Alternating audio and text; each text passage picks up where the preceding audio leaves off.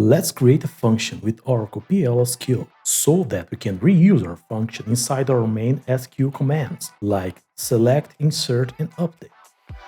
Imagine we have a table with employees, and we need to know for how many years each employee has been working for our company. You can create a local solution inside the select command, but that's not professional, and it's considered hard coding, which is a bad practice. The professional way is to create a function that calculates how many years there are between a date in the past and today. By doing that, you can reuse this function inside any other situation that you need. For example, if you want to calculate the age of your employee, but the table only have the date of birth. Well, let's get started. Use the keyword create function to create. Now, if the function already exists, you will get an error. To avoid that, use the or replace option. We'll call it calc age, and between the parentheses, we will place our parameters. In our case, it's just one, and is of the date type. And after the parentheses, you need to specify the type of data that this function will return. In our case, is return number.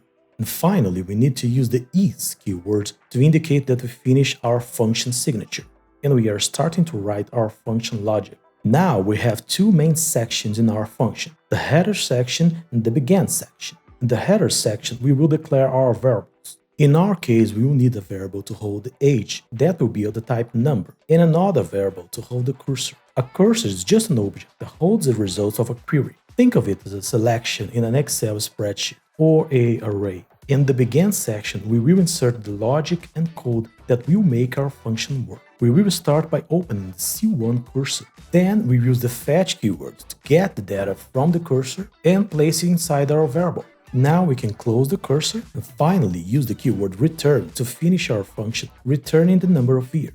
Let's now test the function inside the select statement. We need to know for how long each employee has been working for our company. As you can see, the function is working perfectly, and we can reuse it anywhere in our database. That's all for today. Till next time.